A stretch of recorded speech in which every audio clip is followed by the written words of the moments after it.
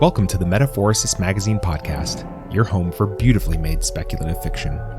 The magazine is edited by B. Morris Allen, and I'm your host, Matt Gomez. This week's story is Notes from the Laocoön program by Phoenix Alexander. Phoenix Alexander is the science fiction collections librarian at the University of Liverpool and curates the largest collection of science fiction in Europe. He is a queer Greek Cypriot scholar and author of speculative fiction that is as much concerned with inner worlds as the spaces between stars.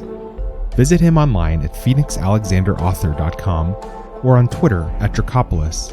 That's Dracopoulos. Let's jump in.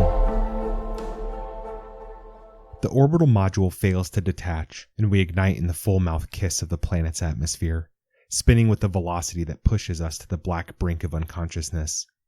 G-force grinds us into seats molded for our forms. There is a view through the porthole in my periphery, of jittering flame and cartwheeling stars and the glowing edges of unfamiliar continents, and the interior of the capsule in front of me. My vision breaks, the views looping into kaleidoscopic fragments. I do not panic. I trust in my training. Anything can be controlled. My breath as my body is buffeted by forces huge and inhuman, and the focus of my vision as it lightens with the threat of unconsciousness. The combined mass of the disintegrating orbital module and our descent module is too much for our parachute to bear. I am calm as it shreds in the force of re-entry, incendiary rags streaking the black beyond the porthole. Sparks fall inside the module too. Orange nodes of slag burrow into my legs. There is a hot meat smell, but I feel no pain. The planet's surface comes rushing up, patches of harsh white vegetation rippling across its surface, and I see something move beneath the earth, as if the chalky ground were a skin over something far more alive and vast. For a moment, there is the nightmarish impression of skin pulled taut over a face the span of an entire world. I am drunk with adrenaline, and I brace. The successful firing of the landing rockets is a small mercy.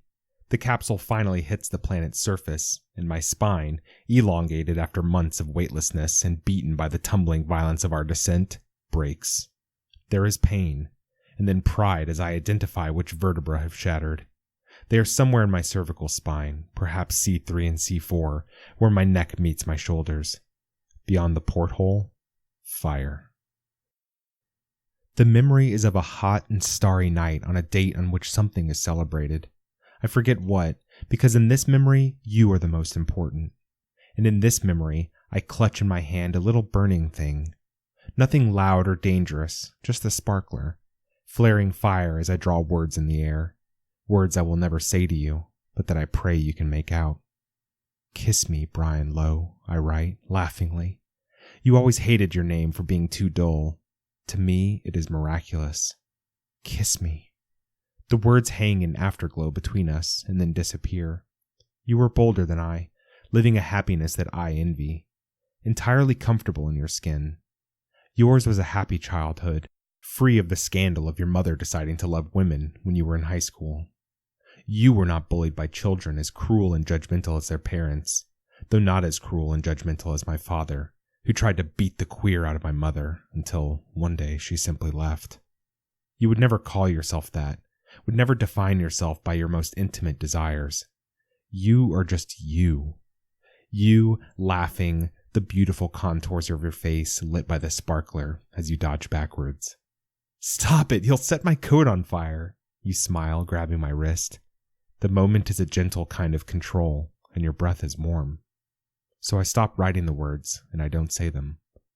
I have the feeling of a moment passing, of some kind of threshold being crossed, an alarm in my mind blaring to announce that time is up, and I don't know why I felt that, and I'm full with regret. I say this to you instead. I am moving to California for test pilot school, and I am asking Alice to marry me, because I can't tell you that I am my mother's son, as shameful and perverse as she. I won't label myself as she did, though, giving ammunition to those who would spit out the word like shrapnel, like my father, weaponizing a private act until it signified something as far from intimacy as it can be. I just love you, and I don't know what that means or how I would live it, but I love you anyway. I don't say any of that. Anything can be controlled. Your face tells me everything I need to know in that instant, and I see the lie reflected back to me. You withdraw your hand and my skin feels loss immediately. The horrible thing is that, still, you never looked so beautiful. I do not know if the sparks in your eyes are your own or from the sparkler I hold like a white flag, still burning between us. I must have lost consciousness briefly. My eyes peel open to smoke roiling across the surface of my visor, and Mikhail yelling in my earpiece. The capsule has landed us on our backs, and, amazingly, the thing is in one piece. I look up at the million blinking buttons of the control panels, all red, all furious. There's a line on the computer command transcript that indicates a control override on the orbital module, but I issued no such thing. I would not. There must be a mistake. I close my eyes, seeing nothing but pulsing black. The black begins to glow orange, and I open them again. Flames have now spread to a conflagration in the view beyond the porthole to my right. The planet's surface beyond is an unlikely plain of tiny, white-headed flowers with fat stamens and squat pills for leaves. We have burned a great black patch through them and streaked the earth with the violence of our landing. To my left, my companion Mikhail, fumbling at the harnesses with an uncharacteristic clumsiness that is the only sign of his discomfort. I attempt to shift in my seat. Nothing happens. My limbs do not work. "Mikhail," I say. My voice is a poor, croaking thing. "My back is broken." I don't know if he hears me, so I say it again. "My back is broken." I see Mikhail's eyes narrowing through his visor, and I know it is bad. He unclips and peels the belts from my torso, crusts of melted polymer falling like confetti upon my shoulders. He says something, and my ears ring, the sounds taking sluggish moments to coalesce into something intelligible. "Don't move. I need to look outside." I see his lips move and make out the word outside, and hear it in comically slowed syllables. Outside. I visualize him stepping onto a planet of flame, a little David in the face of a fiery Goliath the size of a world. Perhaps it is the endorphins, the adrenaline making me feel invincible even as my insides clatter nausea. I speak to him to control it. "Sounds good. Check where the fire is." Mikhail climbs over me towards the entry hatch above my head. I peer into the polycarbonate bowl of his visor as he passes. I want to raise my hand, folding the fingers until just the thumb sticks up. The classic gesture, just to do something. I cannot. So I give him a smile instead. Bravery in the face of the infinite unknown. He returns the gesture, pulls at the hatch above my head, and crawls out into a new world. "You have a slightly erratic psychometric profile," they tell me. I ask them to explain, precisely, how my psychometric profile is slightly erratic. The chief of operations answers. He is a powerfully built and diplomatic man who has completed 3 spacewalks in his career, yet who is still, as far as I'm concerned, prone to lapses of appalling stupidity. Well, if you're asking, you never admit your errors. You blame everything and everyone else. Your colleagues, the engineers, the computers, equipment. You have bouts of rage, usually directed to female staffers. Enough. The deputy CO silences him, and the two exchange glances while I stand very still, crushing my lips together, because to move them at all would probably cost me my career. A lesser man would have snapped. A lesser man, yes, you, would have smashed both of their smug faces in, and the smug faces of everyone on the damn committee, sitting at the table like morons. The fact of the matter is, the CO is saying, looking back to me with something of a smile on his face, that despite these judgments, you are the perfect individual for the mission. I leave confused, insulted, prideful. Staccato footsteps follow me down the corridor, and when I turn, the deputy CO is on my arm, her face so close I can see my reflection in the water of her eyes. "Huxley," she whispers, "you don't have to accept this mission. I'm just saying, you can walk away." I remove my arm from hers. Why would I? You wouldn't be the first. There would be no shame. I'm not like other people. I'm not afraid. She looks at me as if to say, you are exactly like other people, and I snap my head away before I do something I regret. Her voice wheedles behind me. Just know that you don't have to say yes to this. What does she know? Hasn't my whole life been leading up to this? All of my hard work, my training, my discipline? Of course I say yes. I am still, packed in my chair with the interior of the capsule crushed around me. My knees should be throbbing with pain, crushed almost up to my chin. My bones should hurt, and my skin should ache and burn, but instead there is nothing. I am not worried. I am only a little lonely at the sight of Mikhail's empty chair right next to me. Our in-suit comms work at least, and he speaks to me breathlessly through my earpiece in lilting English. "How are you doing in the gravity?" I croak. I wet my lips with sips of water, the straw curling over my shoulder into my suit. "Okay." There is the harsh sound of Mikhail's breathing as he stops speaking. I watch from the porthole. I see him straining with each step, padding through the grass around the capsule, and I lose sight of him for several minutes. Then he comes hobbling back into view. "The capsule is okay, not going to burn, but..." His voice trails off. Instead, there is his breath, and another breath, and another, each heavier than the last. The breath quickens. "Good," I reply. I take another sip of water, swallowing hard. "But what?" I watch him stop and force himself to stand at full height, looking around him in all directions. The sky is a rusty haze above him. Pale clouds of ammonia ice string the air like entrails. His heart rate accelerates in my earpiece along with his breathing, our spacesuits sharing biometric readings. What do you see?" I ask him. There must be some mistake," he says. "We don't make mistakes. This is not the planet we were trained for." "You're wrong," I say immediately. "Its mass and radius are what we expected. Same for the surface gravity. The atmosphere is..." "Listen, Huxley. Someone has made a mistake." Ice-cold agony needles between my shoulder blades and burrows into the base of my skull. The pain is so great my vision grays. "What do you mean there must be some mistake?" I manage to say. "This is not the planet." "Have you contacted Mission Control?" He nods. "Nothing. The line is broken or something."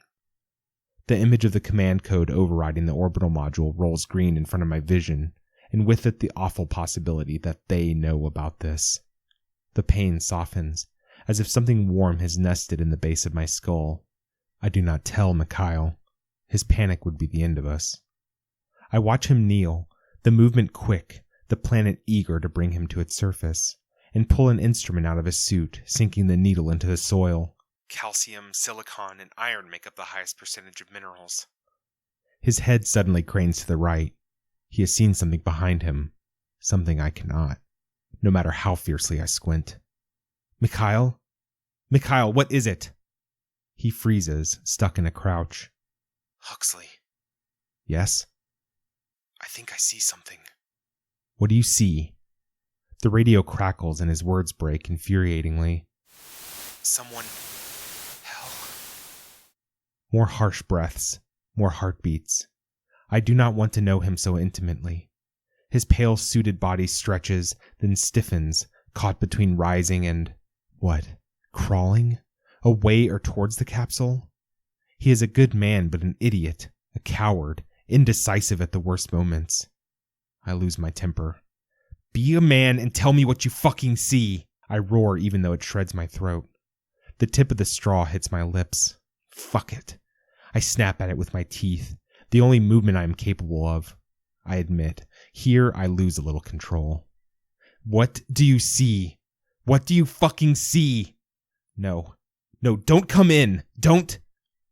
Then he is gone from my view, and there is the sound of the hatch being hauled open behind me, and he clambers over my body and falls into his seat, babbling in Russian and hammering at the displays. "Чужеродная форма жизни обнаружена. Слушаю. Чужеродная форма жизни обнаружена. Отвечайте, пожалуйста." There is no answer. From anything. From any quarter. Mission Control is silent. "Careful!" I shout to him as he jostles me. I know it because I can see my body moving, but I feel nothing at all.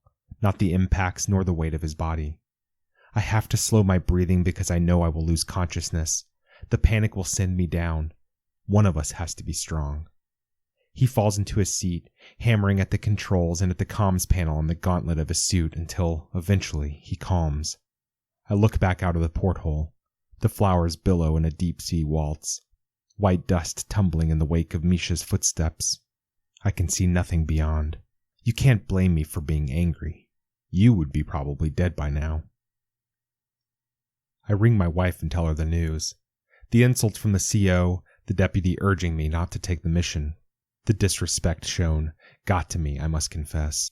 The moment I dreamed about since childhood sours and seems banal, strangely predetermined, as I tell it to my wife. Perhaps it is because it is her I am telling it to, and not you.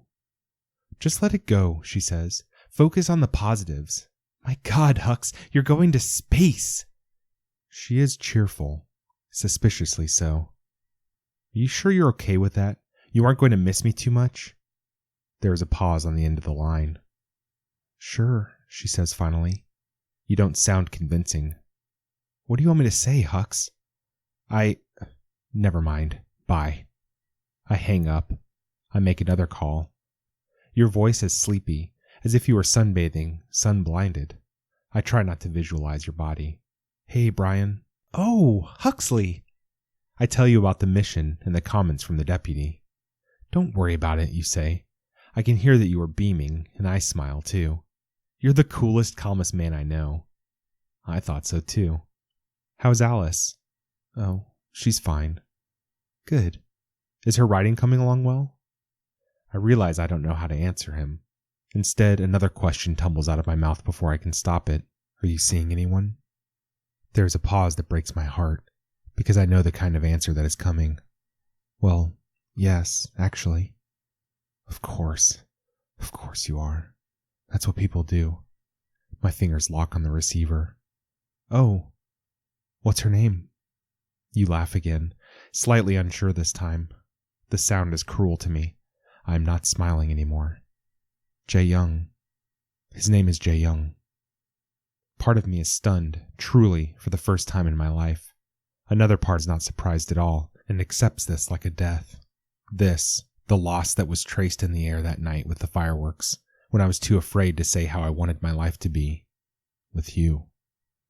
I want to say a million, an infinite number of things, each word a red jewel of something. What?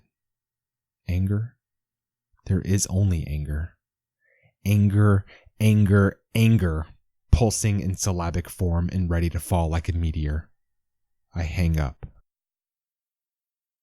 Mikhail is asleep in a seat next to me. I am glad for his presence. I do not know the time. I cannot see my watch. It has been perhaps 2 hours or 10 since we crashed. I go over the launch, scouring my mind to find what could have happened. We checked and triple-checked the mechanisms every step of the way. I could not have made a mistake. My fingers found the keys by rote, the checklist running like a biometric display before my eyes. Everything was working perfectly. We ran simulation after simulation, and it all worked. Everything worked. Nothing predicted this. Someone did this to us deliberately. We were sabotaged. The deputy CO. It must have been her. That bitch. That's why she tried to warn me. But why? Why? I try and move the fingers of my left hand. Nothing. I try and move the fingers of my right hand. Come on. Fucking come on. My index finger twitches. Sweat falls into my eye. I try harder. This time it moves more. The fingers almost curl a little, as if around a beer can. I stop trying.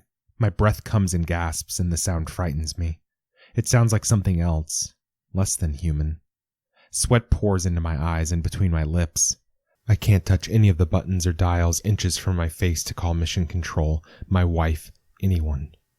I can't do anything. A scream rises. I clamp my teeth shut. I'm not screaming in front of Mikhail. I am not screaming in front of anyone. So I wait for the moment to pass. Something moves before my eyes. In the quartz glass disc of the porthole, in the flower lands beyond, under a dim sky where the stars shine brilliantly, the plants have changed. The petals of the flowers seem to have withdrawn or closed.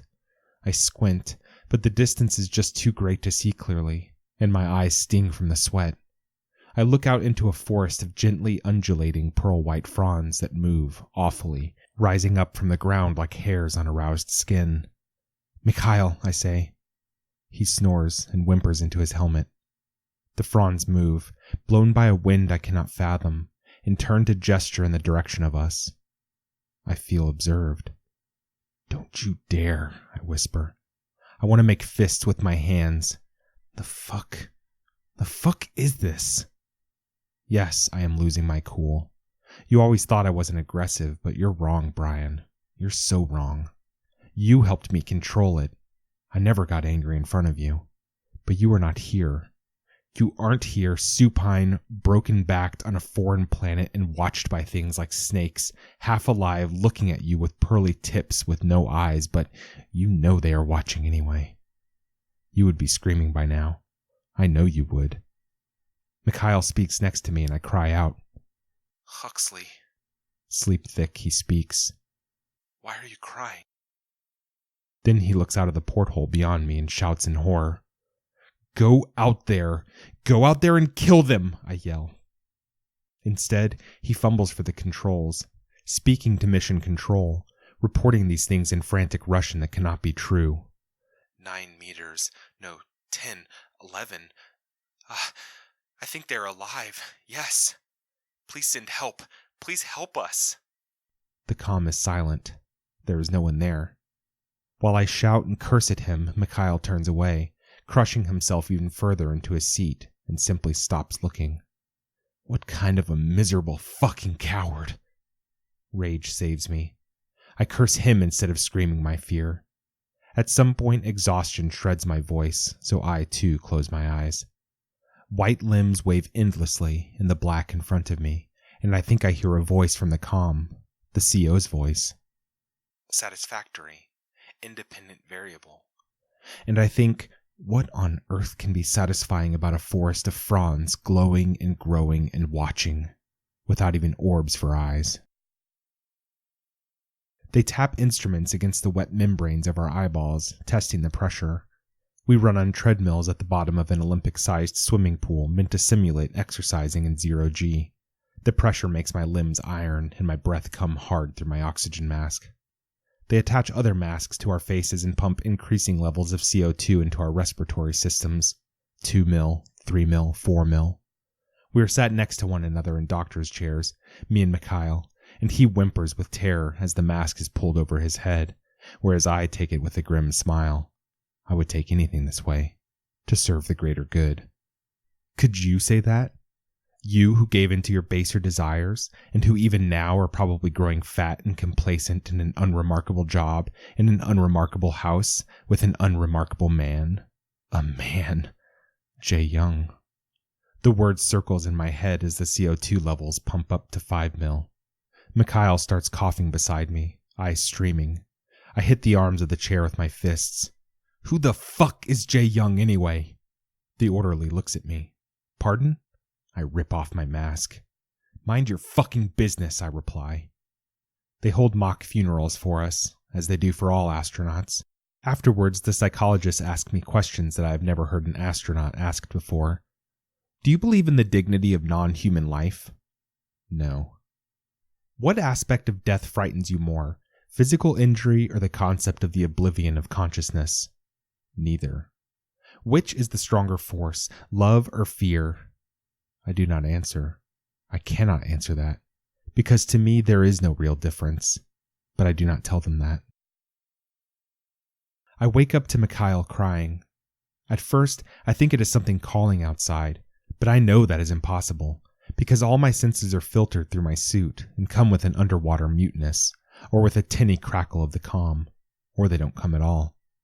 My eyes open and there it is, the round porthole a meter in diameter. My entire world coming through this circle. The flowers are still there, fat and stupid. The terrain rolls like a crumpled bedspread.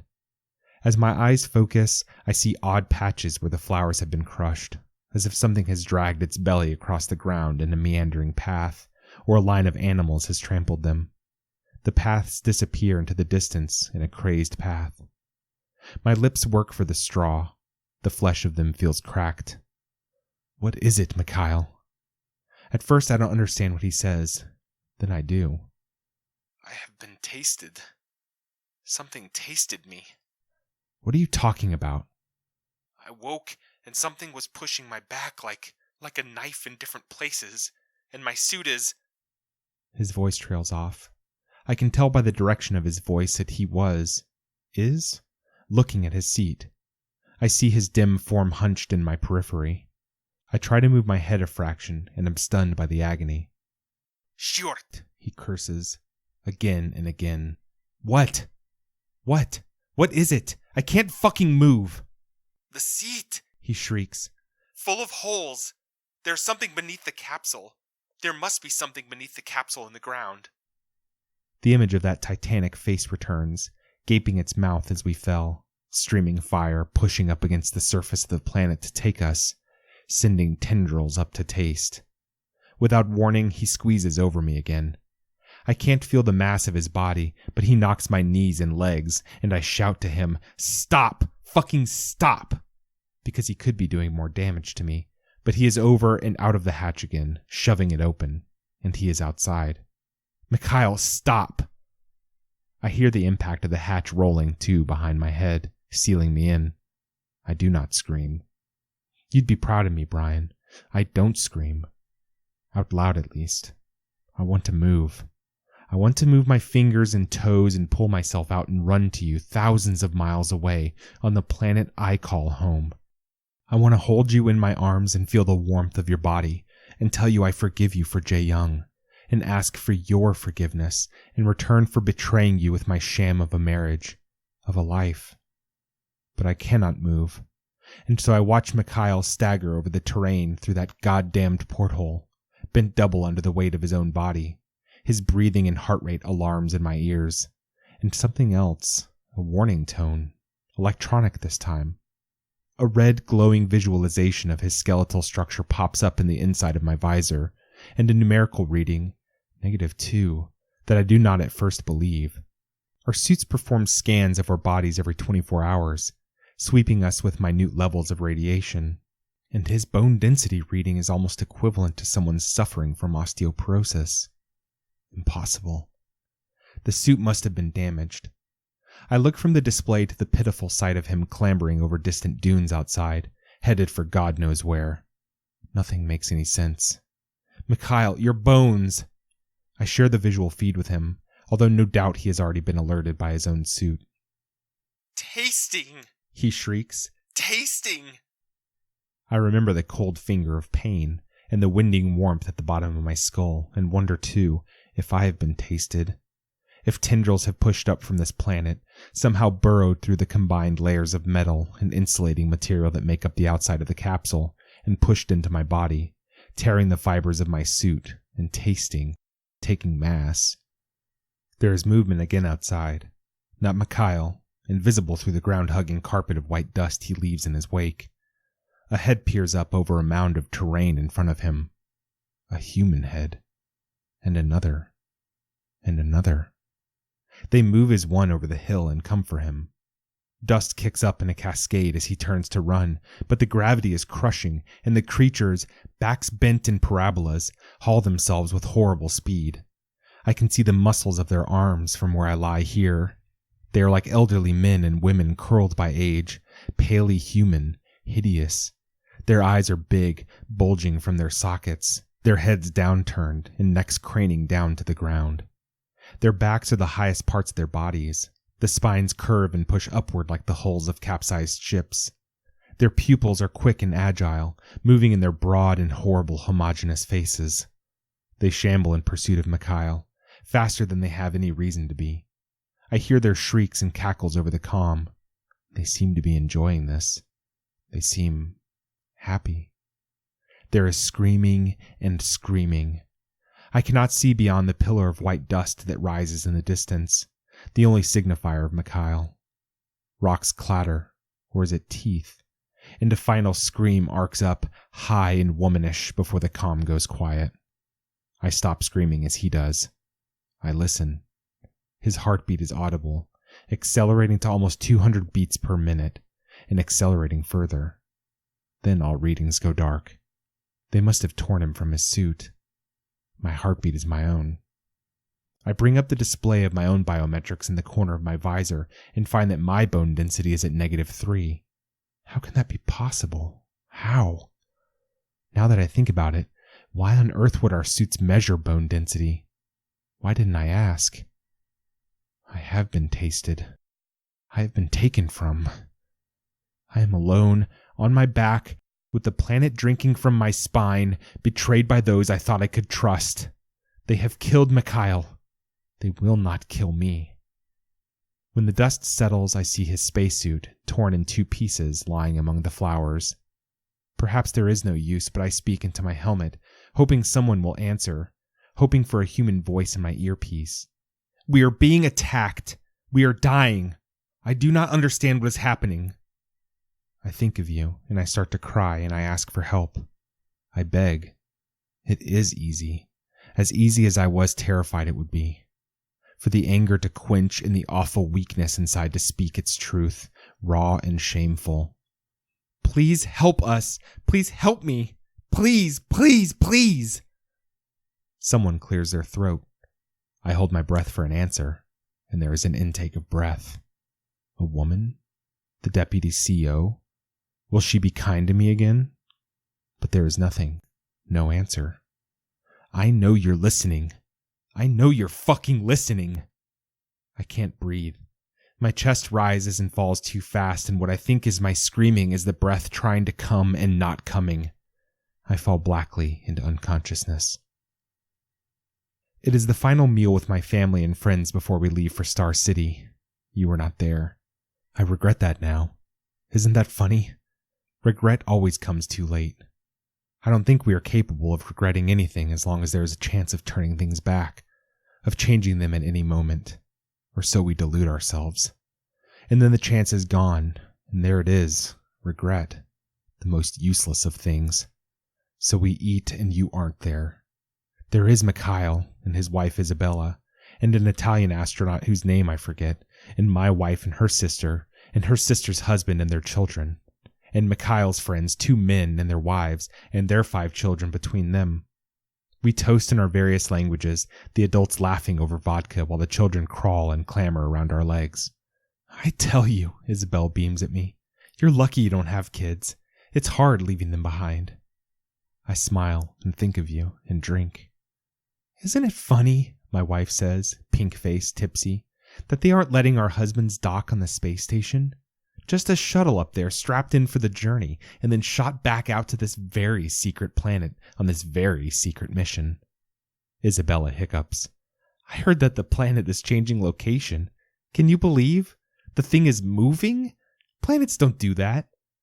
Well, my tongue feels thick and my head hurts. I wonder how much I should bother to explain to these women. We discovered it about 20 million miles from Venus. It has an erratic orbit, which planets undoubtedly do have, and a child grabs my trouser ankle, and I yelp, almost spilling my wine. Isabella is no longer listening. Perhaps she never was, and leans into my wife, who catches my eye across the table. I see pure wickedness in her as she speaks. I mean, honestly, Hux would probably smash something vital the moment something pisses him off. Months of precious scientific research ruined because my husband can't keep his temper. Isabella claps her hands.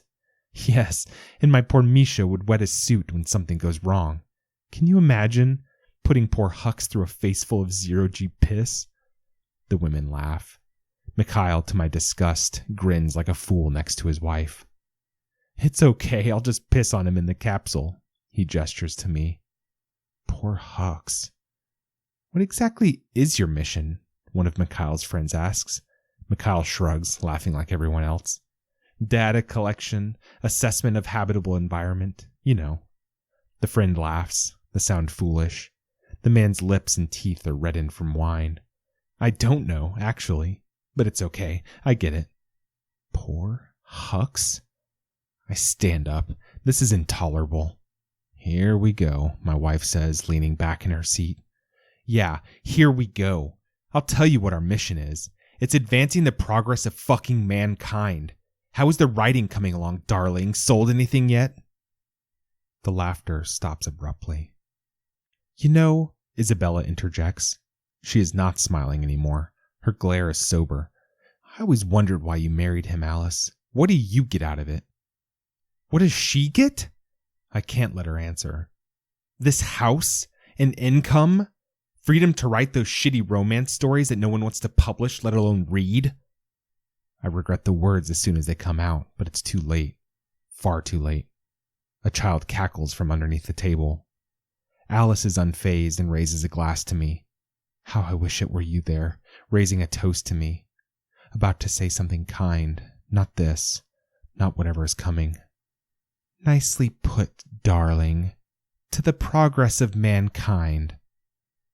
Somehow that is worse than an insult. She did not lose control. She won. She drinks, her eyes not leaving mine over the rim of the glass. Toddlers rough away, trampling food into the carpet around the ankles of the adults. You are not here. I hear nothing further from Mikhail. I can see no sign of him outside, nor the ghastly creatures that took him. My comm picks up nothing. I roar and howl into it, screaming for mission control, screaming for someone to come and get us. Mikhail is dead.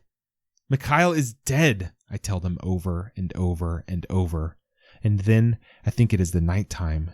But who the fuck knows on this piece of shit planet with no day or night sky but that endless, star-pricked white blue? I hear someone clearing their throat again over the comm, and I go to scream louder. But then I am tasted again. Indisputably. The whole capsule moves. Something is pushing up from the earth and into my bones. Through insulator fabric, through metal, through glass that has withstood the fire of a planet's atmosphere. The view in the porthole shifts to that sky again, and the flowers rise with me. I think I make noises of terror. I don't know. I watch as the white eyeless tendrils push up through the seat next to me, and the console panels crack and break, and the worst thing is that they are alive. They are sentient, and I know they are hungry for a body I thought was mine and mine only. I look out of the porthole, and the planet has grown 1,000,000 tendrils, 1,000,000 limbs, and the flowers aren't flowers at all. And among and within the glowing forest I see the human-like creatures that attacked Mikhail, and Mikhail himself. Is that him? Naked and bent, loping over the ground with an expression of such happiness as I've never seen on a human face? The capsule jolts in the air and my head moves. I can move.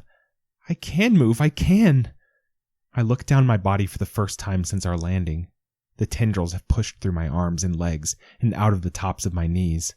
2 heads, eyeless, featureless, white and glistening, nod from each patella, inches from my eyes. How awful is it to have one's body violated? I think I should feel that. Yet I feel nothing at all. What did she see in me? Why did she marry me? The sex wasn't there from the outset, but she didn't seem to mind. I asked her once in the early days when I felt bad for not taking her like a lover as often as I felt I should. It's okay, I don't mind. I'm not much interested in sex anyway. I just like your company. Why did I forget that? She liked my company. But I always felt hated. I always felt that hatred came from her, but perhaps it was always from me. I hope she didn't hate me. I know she didn't. If I am honest, I've not been honest for a long time. Perhaps for my whole life. My father never believed in our marriage. I think he always knew. The cocked eyebrows when I embraced Alice in his presence, the wry smile. How is your friend Brian? When are you going to make me a granddad, Hux? I avoided his questions every time, laughing them away the way men tell a joke to hide something raw. I wonder what my mother would have said. Why was I afraid? Why couldn't I be kind to the friend that Alice was, if nothing else? Why not kindness? I have made a ruin of my life, and for nothing at all. For a feeling that I am unloved and must stay that way forever. Perhaps the measure of life is how kind we are. And I have not been kind. I must have lost consciousness, because I wake and the capsule is on the ground, and my body is whole. The flowers nod outside. The stars shine. The ground is white dust rolling between them, and there is Mikhail's suit, torn in two pieces still. There's a voice. Huxley. Huxley Davis. Hux. It is a voice I have heard before. Brian? The name is clarity. I feel light, as if I will blow away in the easiest cosmic wind. Not Brian. A name I recognize. A woman. The deputy chief of operations. This time her voice is not unkind, not mocking. Her words come quick and breathless and sibilant but not unkind. The opposite of that. I shouldn't be calling you, but This is cruelty. I can't be long. Listen to me. You were supposed to fail. You all were. That is why you were chosen. There is a creature living under the planet's surface. The planet is a creature. A creature like nothing we've seen before, and one that feeds on human matter. You weren't supposed to come back. You weren't supposed to survive. Because you couldn't. You have too many weaknesses. That was the point. Do you see? That was always the point. We wanted to see the effects it would have on the weakest of us. What it wanted. What it still wants. A tear rolls down my cheek, and all I can think of is your face. I see the sparkler. I see fire. Calcium, I whisper. Bone-white light films my eyes. The creatures, brilliant men and women wrecked with the symptoms of osteoporosis and rollicking as happy and content as idiots across the surface of this monstrous world. That's all it wants. Calcium.